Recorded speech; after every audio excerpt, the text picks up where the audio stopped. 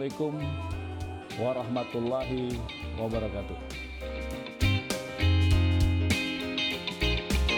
Alhamdulillah, la ilaha illallah. Saudaraku sekalian, mari kita renungkan hidup kita ini. Kita kan harus tahu nih, emang kita memilih tokoh-tokoh itu.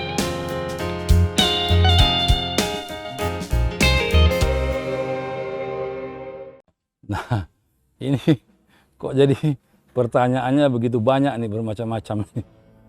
Ya, tapi oke lah, sekarang ya kita tidak sedang berbicara soal dunia hukum ya, tapi karena banyak pertanyaan juga soal soal apa yang berlangsung dalam apa itu pembunuhan Yosua kalau nggak salah ya. Ini kasus yang menimpa Polri ini kan. Ya tapi kan beginilah, intinya begini. Saya ada melihat gejala yang aneh di dalam kasus yang terjadi, terutama kalau orang berbicara soal kasusnya Sambo ini. Gimana keanehannya? Ya. Jadi fenomena sosial ini membuat kita geli juga. Kenapa gelinya di mana juga? Gelinya, bayangin coba. Ada banyak sekali beredar di sosial media itu, kita lihat video-videonya. Itu orang mengeluh-elukan yang namanya Eliezer, ya kan? Seolah-olah bahwa ini adalah entah bagaimana. Saya agak kurang paham juga tuh. Tapi saya melihat ini ada satu fenomena yang menarik. Bayangin coba. Tapi kan kalau dalam pidana, bicara pidana, kan, kok bisa ada gitu loh pembunuh yang dielu-elukan. Gitu. Jadi ini aneh. Ya, bagi saya yang namanya pembunuh ya pembunuh, begitu. Ya kan, baik yang merencanakan maupun orang yang melakukan atau mengeksekusinya. Ya tetap aja, ya mereka bicara ke pasal 340 ya semua masuk kalau menurut saya ya. 340 ya masuk, begitu. Nah cuma kan yang menjadi, saya tidak mau melihat melihat apa yang dilakukan di dalam proses pengadilan itu. Saya nggak mau melihat ke situ. Yang saya lihat itu gejala anehnya ini banyak yang ada kiriman bunga, yang puja-puji segala macam, yang mensupport yang namanya Eliezer itu. Ya oke lah, soal justice kolaborator, oke, itu satu hal. Ya, tetapi pada prinsipnya dalam pidana, nyawa manusia itu telah dihabisi oleh para pelaku ini. Begitu, apapun justifikasinya. Ya nanti kalau masalah misalnya bahwa dia mendapatkan keringanan hukuman, ya itu soal lain. Tapi di dalam perdebatan kita lihat itu di para ahli pidana itu berdebat, ada yang mengatakan bahwa ini harus bebas. Ini menggunakan 48, pasal 48, 51, entah apapun lah alasannya. Saya pikir ya itu perdebatan itu hal yang wajar. Tapi prinsipnya adalah ya yang namanya pembunuh adalah pembunuh.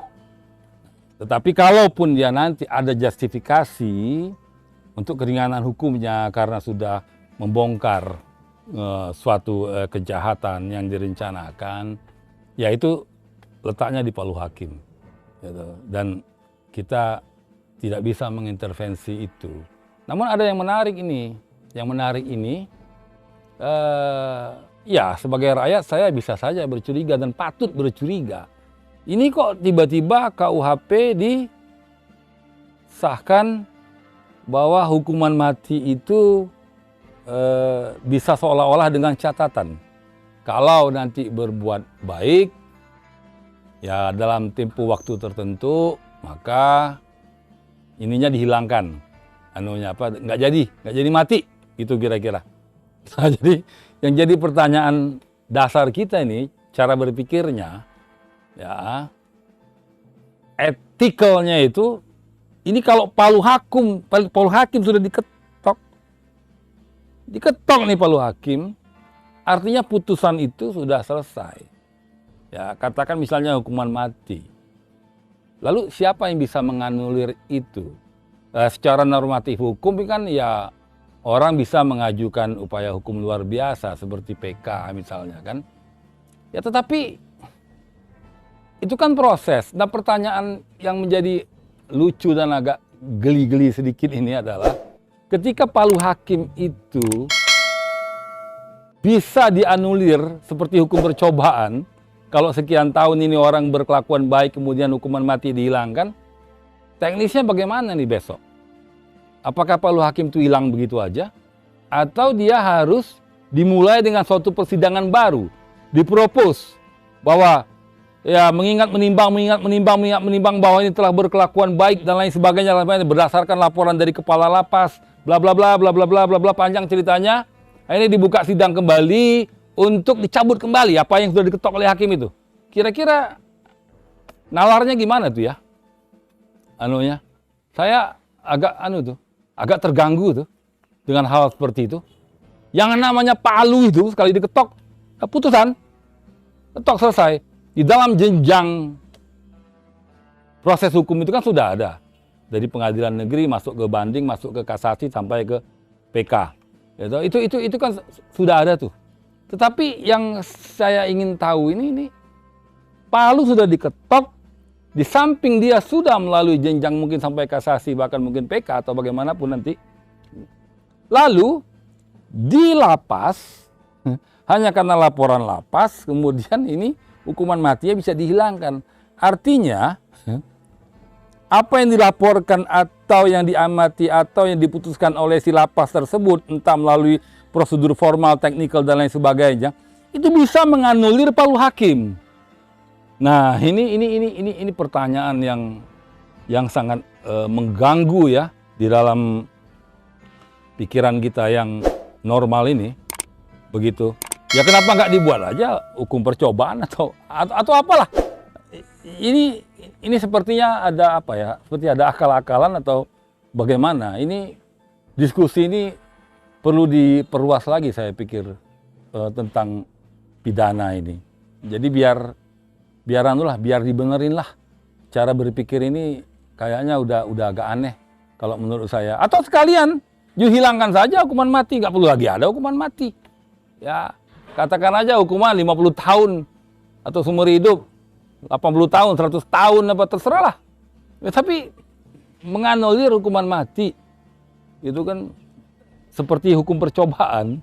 Jadi kalau ini orang berbuat baik, itu kemudian hanya karena laporan dari lapasnya mungkin melalui prosedurnya ke Menkumham atau bagaimana, nanti kemudian ke Mahkamah Agung juga, entah bagaimana ceritanya tiba-tiba hilang. Ini teknisnya gimana nih? Itu perlu dipikirin. Buka lagi sidang, ya kan, untuk menganulir semua itu, mencabut apa yang sudah diketok oleh hakim sebagai hukuman mati atau bagaimana. Nah, jadi ini yang merumuskan KUHP ini, ya ini tampaknya perlu diajak diskusi lebih mendalam ini supaya agak dibenerin cara berpikirnya. Itu satu hal. Kemudian hal lain lagi, misalnya begini nih.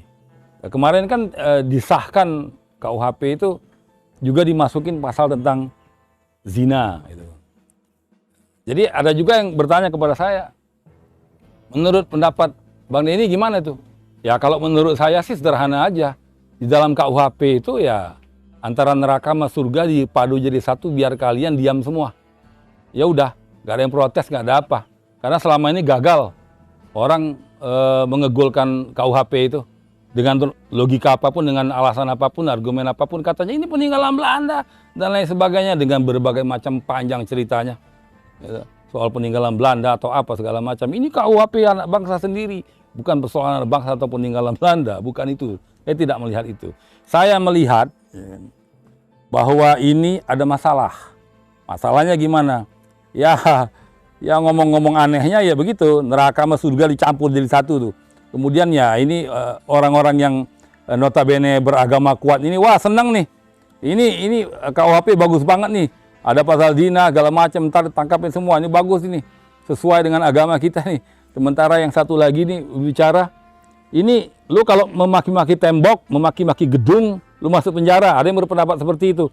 Besok kalau ada yang maki-maki, ini misalnya DPR ini penipu. Terus berarti gimana? Gedungnya pun kita hina, lembaganya itu kita bisa masuk penjara. Ada yang berpendapat seperti itu. Sementara yang merasa terhina itu kan manusia, bukannya gedung. Ya, kalau itu sebuah lembaga kepresidenan atau DPR atau kepolisian atau apa, kemudian orang bisa dituntut. Katanya begitu, ada ketakutan semacam itu. Nah, sekarang untuk tidak menimbulkan ketakutan semacam itu, gimana caranya?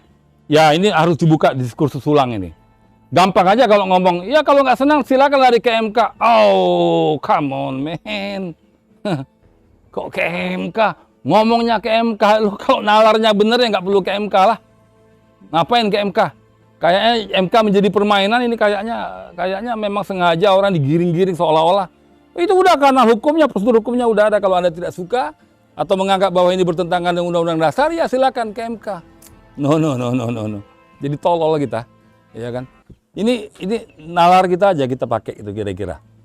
Nah, saya nggak tahu nih, ini akan diterima mentah-mentah atau besok ini betul-betul ada yang ke MK atau jangan-jangan supaya ke MK itu supaya memang betul-betul diberi legitimasi yang kuat terhadap KUHP yang baru ini.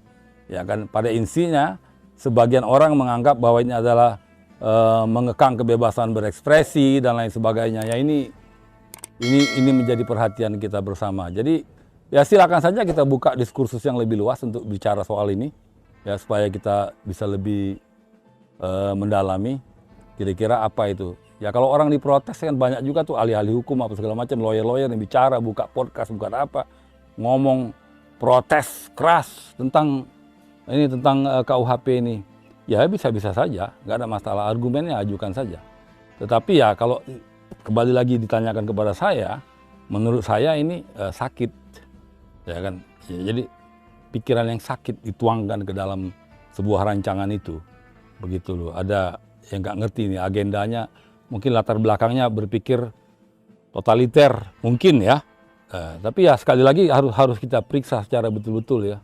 Argumen-argumen itu harus kita ajukan secara matang, nggak sembarang asal ngomong aja, begitu. Tetapi sekali lagi cobalah kita lihat ini secara jernih, gitu ya. Apa pentingnya sih sebetulnya kalau perubahan itu menjadi lebih baik, kalaupun KUHP itu menjadi lebih baik, ya memang kita harapkan demikian. Tapi kalau lebih banyak nanti mudaratnya, ya itu bisa kita hitung tuh, kita bisa kalkulasi itu. Mulai dari susunan kalimat aja sebenarnya kita sudah bisa berkalkulasi apa yang akan terjadi ke depan. Begitu. Itu kalau orang yang bernalar ya. Nah, itu silakan itu dibuka diskursus lebih luas.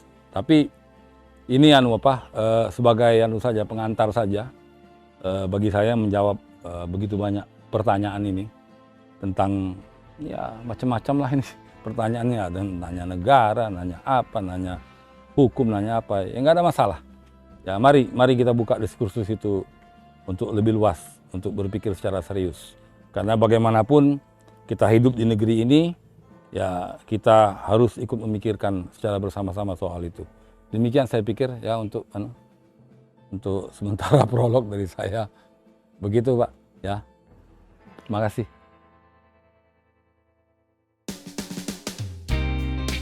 Assalamualaikum warahmatullahi wabarakatuh. Alhamdulillah, la ilaha illallah. Saudaraku sekalian, mari kita renungkan hidup kita ini. Kita kan harus tahu nih, emang kita memilih tokoh-tokoh itu